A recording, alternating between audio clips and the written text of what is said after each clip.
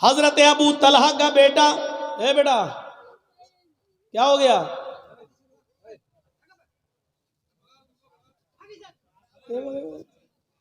ارے کیا ہوا؟ پیشاب لگ رہا تو جاؤ نا، کہ یہی کرو گے؟ جاؤ جاؤ، شادی ہو گئی تمہاری؟ تب کس لیے جا رہے ہو یار گھر پہ؟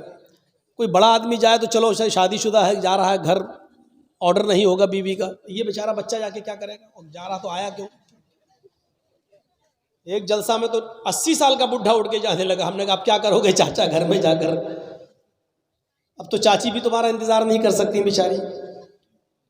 بیچ میں مت اٹھا کرو بھائی، پیچھے سے اٹھ جاؤ کوئی دقت نہیں ہے، سامنے سے اٹھتے ہیں تو ہم کو تھوڑا سا اچھا نہیں لگتا۔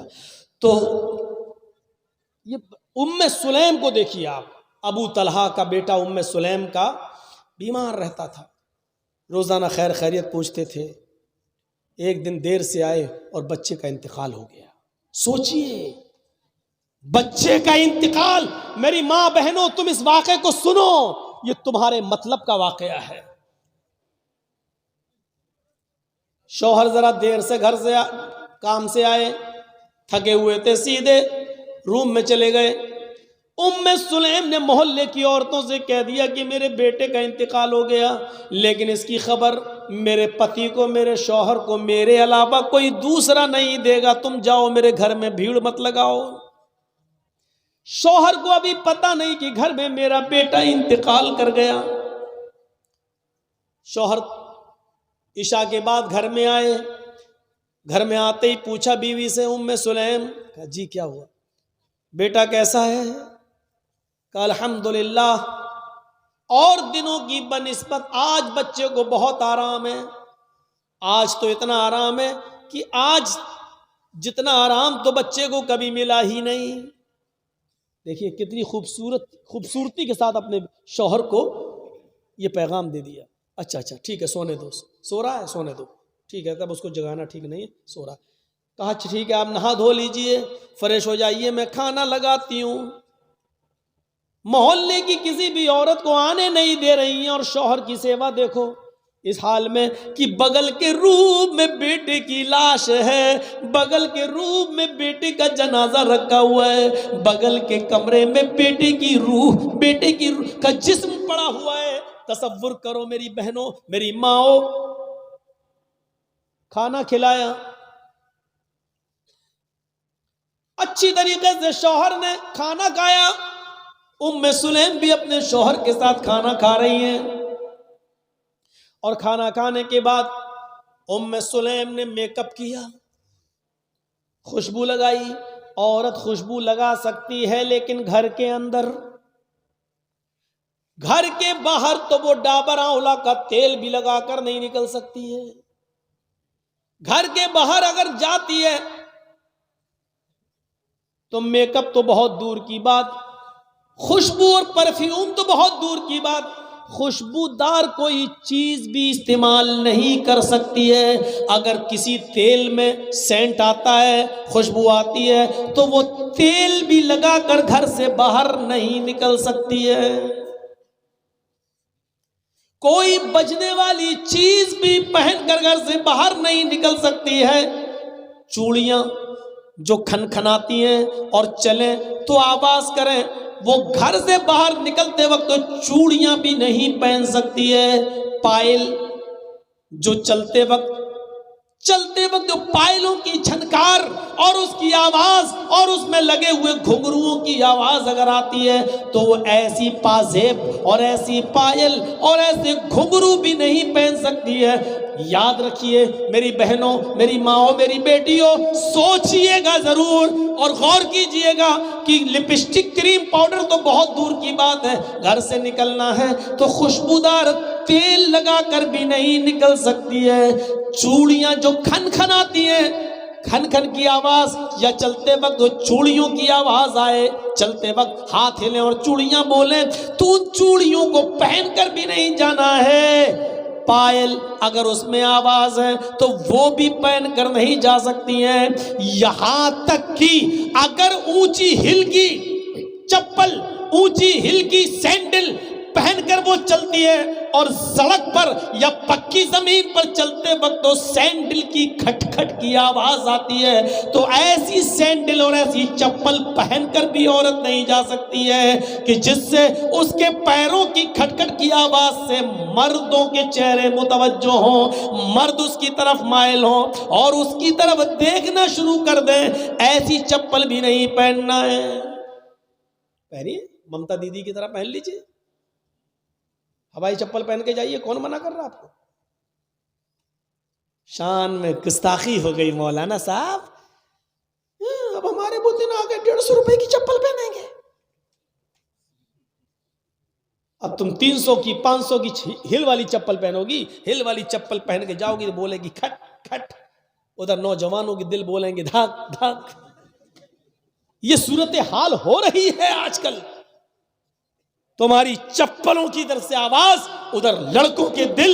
اس اسلام نے اسی سے تو روکا ہے، جڑ کو ہی ختم کر دیا ہے۔ اونچی ایڑی کی اونچی ہل کی چپل بھی عورت اگر آواز کرتی ہے تو نہیں پہن سکتی ہے، چوڑی اگر آواز کرتی ہے تو نہیں پہن سکتی ہے۔ ایک آدھ کڑا پہن لیا کوئی بات نہیں، ایک کڑا پہن لیا اس میں، ایک کڑا پہن لیا اس میں، آواز تو نہیں کر رہا، جائیے، لیکن ہاتھوں میں ساکس ہونا، گلیوز ہونا چاہیے، پیروں میں ساکس ہونا چاہیے، جائیے۔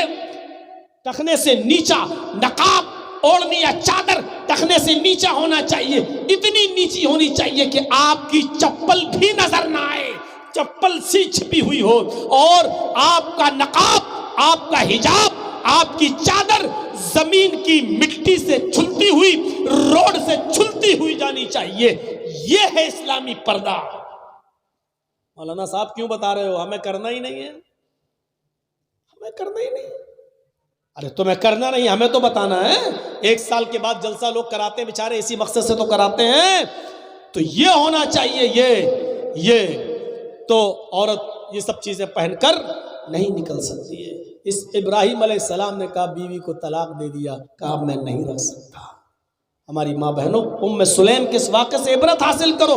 میک اپ کرتی ہیں، خوشبو لگاتی ہیں، خوشبو لگانے کے بعد وہ اپنے شوہر کے پاس بھی جاتی ہیں اور وہ اپنے شوہر سے مجامعت بھی کرتی ہیں، ہم بستر بھی ہوتی ہیں۔ سوچئے، بغل میں بیٹے کی لاش ہے، بیٹے کا جنازہ ہے، اور وہ رات میں میک اپ۔ تصور کریں ہماری بہنیں اور ہماری قوم کی بیٹیاں، کیا گھر میں آپ کے بیٹے کا انتقال ہو جائے، کیا ایسی صورت میں اپنے شوہر کو اتنا خوش رکھ سکتی ہیں؟ ہم بستری کے بعد جب دونوں فارغ ہوئے،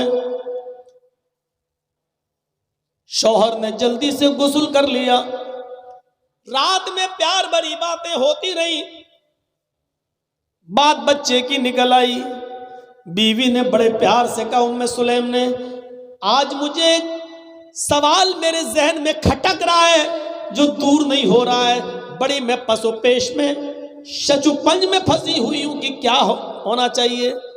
ابو طلحہ نے کہا کیا بات ہے بتاؤ؟ کہا کہ میری ایک سہیلی نے کچھ مہینے پہلے ایک امانت میرے پاس رکھی تھی جو بہت قیمتی امانت تھی، اور یہ کہا تھا کہ میں کہیں دور جا رہی ہوں، 2 4 6 مہینے کے بعد جب میں واپس آ جاؤں تو میری امانت واپس کر دیجئے۔ لیکن میرے پتی جی، میرے ہسبینڈ، اس نے جو امانت دی تھی وہ مجھے بہت پسند آ گئی، میرا دل اس پر آ گیا، میں چاہتی ہوں کہ اس کو رکھ لوں اور اس جس کی امانت تھی اس کو میں واپس نہ کروں۔ ابو طلحہ نے کہا نہیں، یہ تو غلط بات ہے، یہ امانت میں خیانت ہے، یہ گناہ ہوگا۔ اگر وہ اپنی امانت مانگ رہی ہے تمہاری سہیلی تو اس کی امانت تمہیں واپس کرنا پڑے گی۔ کہا لیکن وہ امانت مجھے بہت پسند ہے، اس چیز پر میرا دل آ گیا ہے، میں نہیں چاہتی ہوں کہ اس کو وہ دوں۔ ابو طلحہ نے کہا تم بہت غلط کر رہی ہو، تمہیں اس کی امانت دینا پڑے گی ورنہ جہنم میں جاؤ گی، بے ایمانی مت کرو، جس کی امانت تھی اس کی امانت واپس کر دو۔ کہا میرے پیارے شوہر، تو پھر ایک امانت اللہ نے مجھے دی تھی، 2 3 سال پہلے اللہ نے مجھے بھی ایک امانت دی تھی، اور وہ امانت مجھے بہت زیادہ پسند ہے، اس امانت پر میرا دل آ گیا ہے، وہ امانت میرا بیٹا ہے، لیکن آج اللہ نے اپنی امانت مجھ سے مانگی تو میں نے اس کی امانت اس کو واپس کر دی، اس کی امانت میں نے اس کو واپس کر دی۔ اگر میں اپنے پاس رکھتی اور اس پر بے ایمانی کرتی تو امانت میں خیانت ہوتی۔ میرے پیارے شوہر، بچہ آرام سے سو رہا ہے، اس کا مطلب یہ ہے کہ بچہ میرا اس دنیا میں نہیں رہا، اللہ کی امانت تھی، اللہ نے اس بچے کو لے لیا ہے۔ ابو طلحہ کے پیروں کے نیچے سے زمین سرک گئی، بولے تو کچھ نہیں، لیکن کہا کہ اس حال میں بھی تم مجھے کھانا کھلا رہی ہو، تم مجھ سے ہم بستری کر رہی ہو، پیار و محبت تم نے مجھ سے کیا ہے، تم نے بچے کے بارے میں مجھے بتایا نہیں۔ وہ تو ٹھیک ہے، اللہ کی امانت تھی، اللہ نے لے لیا، لیکن اس کا یہ مطلب تو نہیں تھا کہ تم محلے کی عورتوں کو بھی روکے رکھو۔ کوئی بات نہیں ہے، صبح سورج نکلنے کے بعد اس بچے کو دفن کر دیا جائے گا۔ حضرت ابو طلحہ جیسی اذان کی آواز ہوتی ہے، مسجد میں جاتے ہیں، اللہ کے نبی صلی اللہ علیہ وسلم نماز پڑھاتے ہیں اور